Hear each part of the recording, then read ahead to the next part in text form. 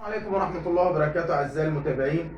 لا زال الحديث متصل حول الإعلام الشرعي، واتكلمنا عن الإعلام الشرعي وإن الورق المطلوب فيه في الفيديو اللي فات إنه هو عبارة عن طلب بنكتبه لمدير نيابة الأسرة، وبنقدم صور بطايق الورثة الزوجة والأولاد لو كان الزوج المتوفي.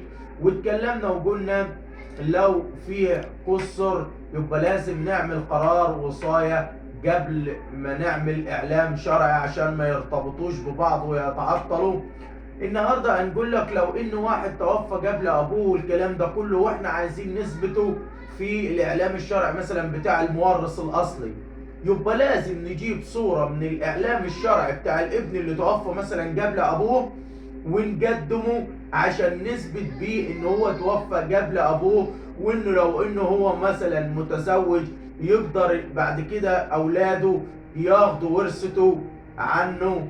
فلازم نقدم اعلام الوراثة بتاع المتوفي قبل المورث الحالي.